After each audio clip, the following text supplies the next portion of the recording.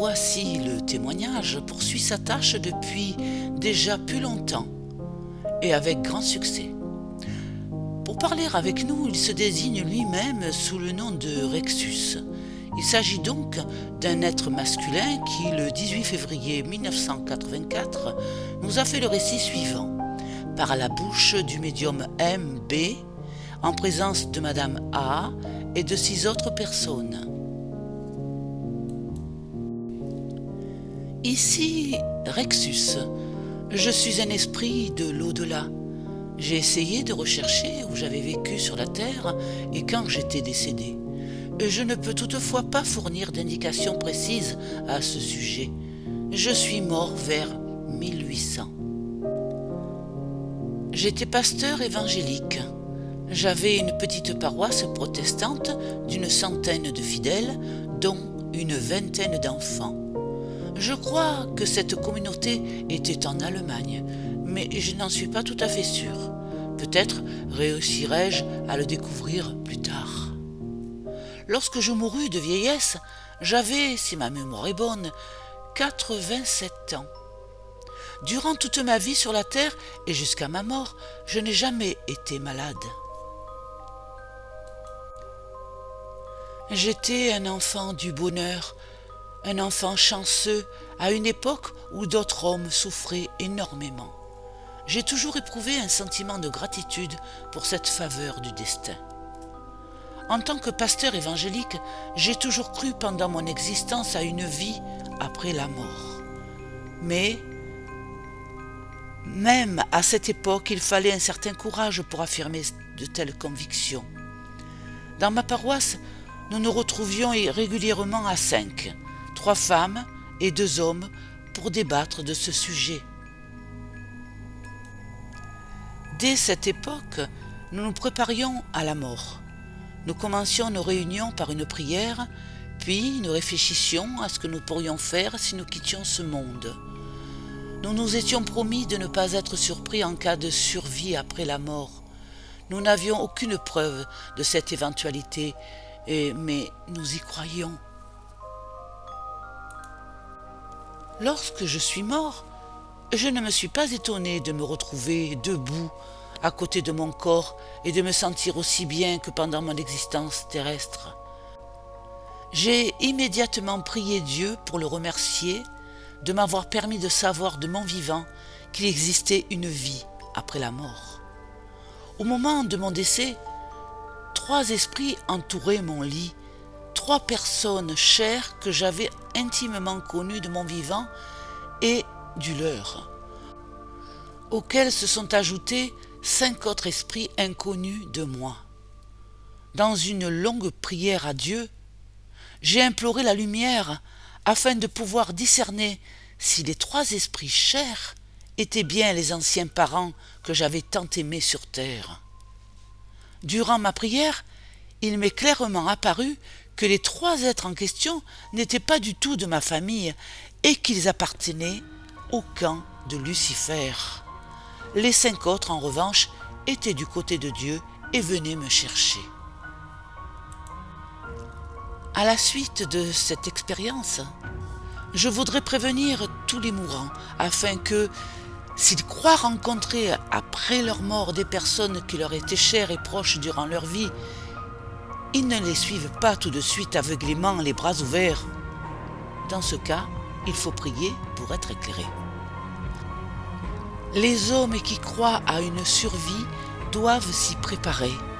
Ils ne doivent pas non plus commettre l'erreur d'accepter tout de suite les propositions qui leur sont faites après la mort par des esprits, même si ceux-ci leur promettent tout ce qu'ils ont souhaité durant leur existence sans y parvenir. Je les mets vivement en garde, car il s'agit généralement, mais pas toujours, de messagers ennemis de Dieu, capables de s'adapter très vite à chaque nouveau défunt. Les esprits de l'autre camp peuvent même, j'en ai fait l'expérience par la suite, prier avec le mort. Ces choses-là doivent être dites très clairement, car, une fois décédés, vous n'aurez que la prière à Dieu. Prière que les partisans de Lucifer diront, dans certains cas, avec vous, pour juger si ces êtres sont du bon ou du mauvais côté. Dans votre nouvelle condition d'homme ne vivant plus sur la terre, vous aurez la faculté de distinguer qui sont les êtres qui vous entourent. Il suffira de vous ouvrir à Dieu et de faire confiance à votre prière. Vous devrez essayer de vous mettre à la place des autres, de vous insinuer dans leurs pensées. Vous pourrez le faire dans l'au-delà, car, comme vous serez juste mort, cela ne comportera aucun inconvénient pour vous. Il vous sera alors possible de constater que ces êtres jouent parfois double jeu. De nombreuses âmes ignorent toutefois qu'elles ont cette faculté. Elles se laissent éblouir et facilement entraîner dans l'autre camp. En principe, vous ne devez pas être trompé si vous vous rendez libre et si vous vous mettez dans la tête des autres esprits. En revanche, celui qui, au moment de sa mort, ignore tout des possibilités de survie est beaucoup trop surpris quand survient cette situation pour être en mesure d'agir comme il le faudrait. Pour ma part, j'ai revu plus tard mes vrais parents terrestres dans le village où je suis allé. J'interromps Rexus pour lui demander « Dans quelle langue et dans quels termes as-tu prié à ce moment-là et de quelle manière t'es-tu entretenu avec les autres esprits ?» À l'époque, aussitôt après ma mort, j'ai prié tout simplement dans ma langue terrestre, comme je le faisais aussi sur terre, sauf quand je m'adressais à Dieu à haute voix devant ma communauté paroissiale. Mais les autres esprits parlaient déjà avec moi de la manière dont je m'exprime moi-même à présent. Ici, nous ne communiquons pas avec la bouche, mais par ondes, que nous nous envoyons mutuellement, un procédé beaucoup plus rapide que votre langage à vous. Ce que vous mettez un quart d'heure à exprimer, nous pouvons le traduire en 1 minute. Cela va très vite et sans entraîner de fatigue. Dans la sphère où je suis, nous n'utilisons plus les langues comme le russe, l'allemand ou l'anglais. Nous échangeons nos pensées, si bien que je peux dialoguer avec un ancien russe ou un ancien anglais et chacun comprend l'autre. J'émets une objection. Il existe aussi des récits de l'au-delà qui affirment que dans certaines zones, on utilise encore le langage terrestre et donc que l'on doit encore y apprendre les langues étrangères. As-tu connu cela ? Un Anglais, répondit Rexus, m'a raconté un jour qu'il était dans un lieu où il ne pouvait comprendre les esprits parlant une autre langue maternelle que la sienne. Mais je ne l'ai pas cru, car je n'ai personnellement jamais rien vu de semblable. Après avoir démasqué mes 3 faux parents grâce à la prière, je leur ai dit que je ne voulais rien avoir à faire avec eux et que je ne souhaitais servir dans l'au-delà que le seul maître que j'avais toujours eu sur terre, le Seigneur Dieu. J'ai dit que je ne voulais pas entendre parler de Lucifer, car déjà de mon vivant sur la terre, je croyais à son existence. J'ai demandé aux 3 esprits de retourner là d'où ils venaient. Pour eux, ce fut un choc de voir arriver quelqu'un qui les démasque ainsi. Ils se sont retirés d'autant plus rapidement que les 5 autres esprits se pressaient à présent pour prendre leur place au premier plan. Ces derniers, que je n'avais pas connus durant mon existence terrestre, m'ont affirmé qu'ils appartenaient au bon côté, au côté de Dieu. Ils m'ont dit que, si je ne m'y opposais pas, ils allaient m'emmener dans une sorte de village où nous pourrions parler et examiner de plus près l'expérience que je venais juste de vivre. J'ai déclaré que je les suivrais bien volontiers. Ainsi, je n'ai guère assisté qu'à mon enterrement. Très vite ensuite, je me suis éloigné de la terre, et cela en grande partie parce que, dans nos conversations à 5 de notre vivant, dans notre petit groupe terrestre, nous nous étions dit que nous refuserions, après la mort, de nous attacher aux personnes que nous avions aimées sur la terre. Nous voulions bien sûr continuer à les aimer et à prier pour elles, mais ne pas les entraver avec nos liens. Je ne sais pas ce qui nous avait rendus si sûrs de cette conviction sur la terre. Avec le recul du temps, je pense à présent que nous étions guidés. Mais nous ne nous sommes pas aperçus à l'époque que nous recevions certaines émanations de l'au-delà au cours de nos soirées de réunion. J'ai donc suivi les 5 esprits, non sans conserver toutefois une certaine méfiance. Vous aussi, humains, je ne peux vous donner qu'un conseil. Si vous deviez plus tard vous trouver dans une situation semblable, gardez fermement votre foi, votre confiance en Dieu. Avec lui, vous irez très loin et vous ne serez jamais trompés. Quand je parle de foi solide, je ne pense pas à une confession religieuse terrestre particulière. Cet aspect n'a aucune importance. Seul compte la foi et la confiance en Dieu. Professer une religion terrestre donnée n'offre aucun avantage, seul importe la relation à Dieu. Celui qui va régulièrement à l'église, mais n'a pas en réalité fermement confiance en Dieu, n'en tirera aucun bénéfice. C'est pourquoi je vous supplie d'expliquer cela à vos parents et amis quand ils sont sur leur lit de mort. Prenez-leur la main ou posez-leur votre main sur la tête et dites-leur « Tu sais, nous nous retrouverons sûrement un jour. L'important, c'est que tu gardes confiance en Dieu. » C'est déjà une petite aide pour le mourant. Je suis ensuite arrivé avec mes 5 esprits dans le village annoncé. Il y régnait une atmosphère merveilleuse. Dès le premier instant, j'ai eu l'impression de vivre au paradis. Il y avait dans cet endroit des plantes, des fleurs, des arbres, le tout très coloré, beaucoup plus beau que sur la terre.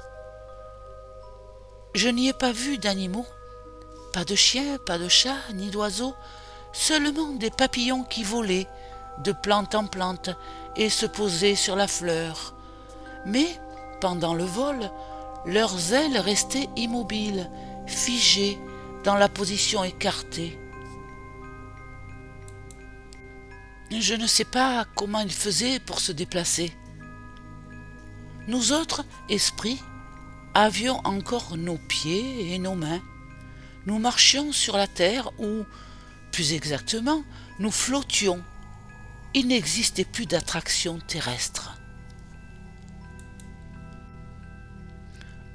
Aussi, n'avais-je besoin d'aucune énergie pour me mouvoir.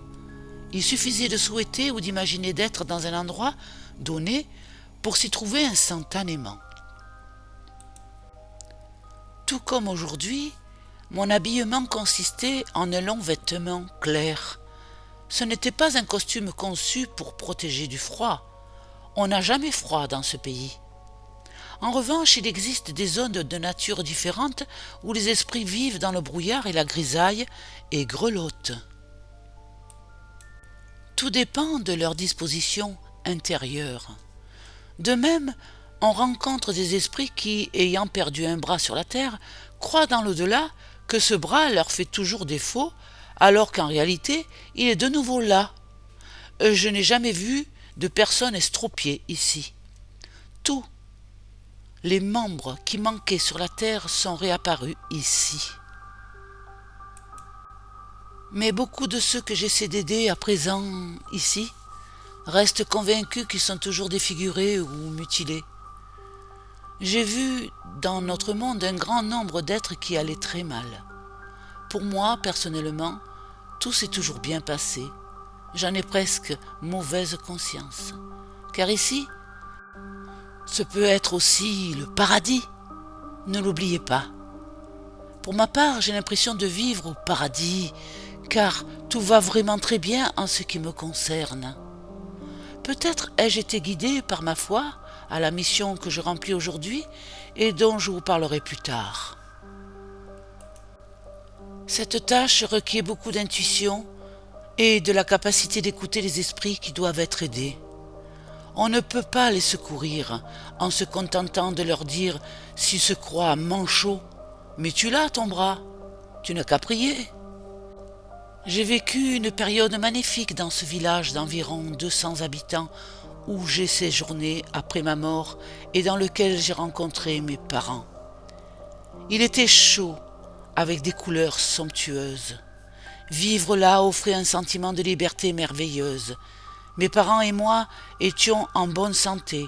Nous avions l'air rajeunis d'un Moyen Âge. Dans ce village, il y avait aussi des enfants de 6 ans et plus, selon vos critères terrestres. Ils vivaient avec leurs parents. Ils n'ont pas vieilli durant tout le temps que j'ai passé dans cet endroit. J'ai entendu dire que certains enfants de notre monde pouvaient également poursuivre leur croissance, mais je ne l'ai encore jamais vu moi-même. Dans le village, il y avait des maisons dans lesquelles nous vivions. Elles n'avaient pas de toit. Elles étaient ouvertes vers le haut car il ne pleuvait jamais. Elles ne possédaient pas non plus de porte ni de fenêtres fermant à clé. Nous n'avions pas non plus de table, ni de chaises, seulement des tapis sur lesquels nous nous accroupissions.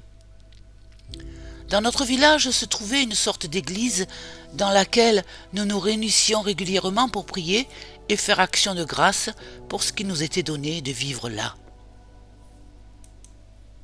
Nous chantions également tous ensemble. Je ne me comportais pas dans ces assemblées en prêtre ou en pasteur, mais en fidèle comme tous les autres. Il n'y avait d'ailleurs pas de guide ni de chef local. Tous étaient égaux. De la même manière, il n'y avait jamais de querelle. C'est pourquoi je trouvais que ce lieu ressemblait à l'idée que je me faisais d'un petit paradis. Je ne sais toutefois pas comment le paradis est en réalité. Durant cette période, nous avons beaucoup discuté, surtout sur notre existence terrestre. Chacun décrivait la vie qu'il avait vécue. Tous ensemble, nous démêlions les situations difficiles de la vie terrestre. Nous débattions de tout ce qui pouvait être débattu. Tous nos défauts étant mis au jour, ce qui nous rendait chaque jour plus libres intérieurement. Mais il n'y avait pas de juge sur place pour nous demander des comptes. Il se trouvait aussi parmi nous quelques êtres qui avaient commis des fautes relativement lourdes durant leur existence terrestre. La force de leur foi en Dieu leur avait pourtant permis d'être admis chez nous au lieu d'être envoyés de l'autre côté. Ils eurent par la suite à remplir des missions propres à démontrer l'authenticité et la solidité de leur croyance en Dieu en aidant d'autres êtres ou en combattant le parti de Lucifer. Il s'agit de très rudes batailles au cours desquelles l'âme se trouve exposée à des assauts et à des doutes puissants qui l'obligent à donner des preuves réelles de sa fermeté. Des situations semblables, j'en ai également connu tout au long de mon évolution dans le monde que j'habite à présent. Je peux seulement attester que, sans une foi inébranlable en Dieu, on ne résiste pas à de telles épreuves. Quand les attaques viennent d'en bas, il est essentiel de prier et de rester vigilant. Lucifer possède un très grand pouvoir, même dans notre sphère. Il peut, sous les traits de l'un des nôtres, faire apparaître des êtres qui appartiennent en réalité à l'autre camp. À l'époque où j'étais dans ce village, j'ai également appris que certains esprits, trompés par l'ennemi, rejoignaient le camp de Lucifer ou que d'autres se croyaient toujours atteints des infirmités de leur vie terrestre. Après un temps de maturation, ces propos ont fait jaillir en moi l'idée qu'aider de tels esprits pouvait constituer une mission bénéfique. Peu de temps après, je suis entré en relation avec deux esprits qui m'ont dit que si je désirais entreprendre ce type de sauvetage, ils étaient en mesure de me guider hors du village et de m'emmener dans un endroit où je pourrais me mettre au travail. C'est ainsi que j'ai quitté mon village de mon plein gré au bout de 25 à 30 ans de séjour. C'est de nouveau dans une très belle région que je suis arrivé et où j'exerce depuis ma nouvelle activité. Chez vous, j'ai fait la connaissance d'un esprit nommé Alberto Petranius, avec qui je travaille à présent. Ce dernier canalise les forces salvatrices en direction de notre monde par l'intermédiaire de MB et soigne lui aussi les malades de l'au-delà. Il dit avoir passé son existence terrestre en Italie. Grâce à cette collaboration, nous obtenons de bien meilleurs résultats. Pour ma part, je me rends souvent dans les zones grises et brumeuses où errent des esprits qui n'ont parfois même pas perdu leur comportement insensé de la terre. Nous pouvons, eux et moi, réellement grelotter dans ces lieux. Il s'agit d'un froid intérieur. Le monde inférieur a une très forte emprise sur ces régions. Aussi faut-il pour s'y rendre beaucoup d'énergie et un important soutien qui ne m'a personnellement jamais fait défaut. Dans ces zones brumeuses vivent des esprits qui, souvent, n'ont jamais prié de leur vivant et traversent à présent différents stades, parfois sans progresser d'un pouce durant de longues périodes. Prisonniers de leur état, ils ne s'aperçoivent pas qu'ils continuent à vivre avec tous leurs membres et que fondamentalement, ils sont en bonne santé. Ils subissent l'influence trompeuse des niveaux inférieurs qui les empêche d'évoluer. Ils ne prient pas et n'ont aucune connaissance des conditions qui régissent notre univers. Je peux m'interposer lors des tentatives d'assujettissement provenant des niveaux inférieurs. Mais ces esprits errants doivent prendre conscience qu'il n'existe qu'un seul maître. S'ils le font, une aide peut leur être accordée. Pourtant, souvent ils nous repoussent, moi ou mes semblables, parce qu'ils ne nous croient pas. Il nous arrive fréquemment aussi de devoir nous battre contre les esprits des sphères inférieures, non pas physiquement, mais mentalement, d'esprit à esprit. Avec l'aide de Dieu et des bons esprits, je finis par obtenir que les êtres inférieurs se retirent. Ensuite seulement commence la phase de traitement pour les âmes errantes et le travail qui consiste à leur ouvrir les yeux et à leur faire comprendre qu'elles ne sont plus malades, qu'elles ne souffrent plus et qu'il n'existe qu'un seul Dieu. Cela demande énormément de temps. Le résultat ne peut s'obtenir en un jour. Il faut s'occuper de ces esprits en permanence. On ne peut pas les laisser seuls une seule seconde. Tout le temps que j'exerce cette activité, je reste moi aussi dans la zone grise à geler comme les autres. C'est un froid contre lequel je ne peux pas me protéger à l'aide de vêtements chauds et que seules les prières et le soutien dont je fais constamment l'objet peuvent apaiser. Il est parfois des esprits que nous échouions totalement à secourir, même en nous adaptant le plus possible à leur mentalité et en essayant de pénétrer leurs pensées. On ne peut les ébranler. Le seul moyen de les aider qu'en suscitant une confrontation entre eux et d'autres hommes vivant sur la terre et qui, eux, vont pouvoir les éclairer.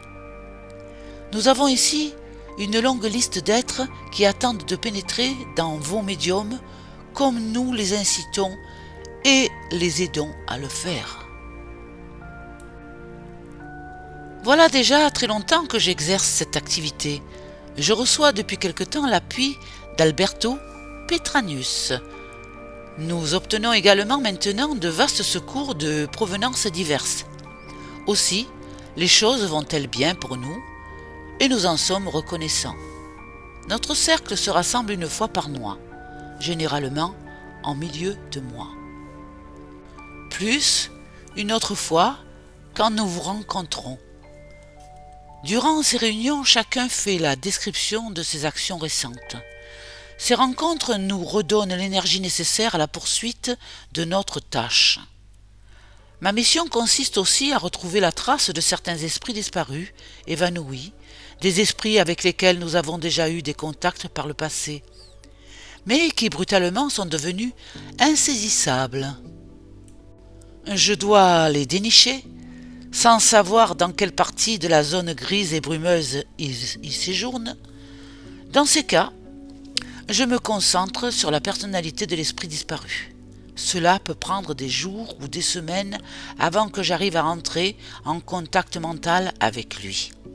S'il s'agit d'un esprit que je n'ai pas connu personnellement auparavant, il faut me le décrire soigneusement avec son comportement, ses particularités. Je peux alors tisser une sorte de fil mental jusqu'à lui et progresser le long de ce fil. Je sens bien que j'approche du but avant de l'atteindre enfin. Dans certains cas rares, il m'est arrivé de me tromper, de ne pas aboutir à l'esprit recherché. C'est que le fil était mal tissé. En revanche, quand je parviens au bon esprit, j'essaie de l'ouvrir mentalement. Je peux alors m'y infiltrer, à la faveur du trouble provoqué par l'autre camp et qui a contraint l'esprit à cette fuite involontaire. Ces âmes peuvent parfois errer pendant des années sans apercevoir qui que ce soit, bien qu'environnées et influencées par toutes les autres, invisibles à leurs yeux, elles ont le sentiment d'être perpétuellement seules. En compagnie d'Alberto Petranius, je peux enfin, une fois que je les ai retrouvés, tirer ces êtres de leur brouillard. Je retourne assez souvent dans mon ancien village. Extérieurement, il n'a pas changé, mais les habitants ne sont plus les mêmes. Les nouveaux vivent et se comportent toutefois exactement comme ceux de mon temps. Ils s'occupent à se libérer intérieurement de tous les vices qu'ils possédaient de leur vivant sur la terre. Pour ma part, je n'ai plus à présent de domicile fixe. Je séjourne tantôt ici, tantôt là. Je n'ai aucun bien, de quelque nature que ce soit, sinon mon vêtement.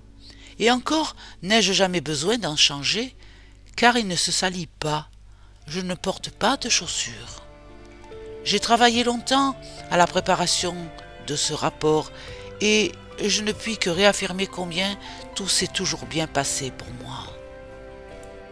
Je voudrais toutefois aider les autres, une mission que je considère comme très importante, très belle et source de beaucoup de joie.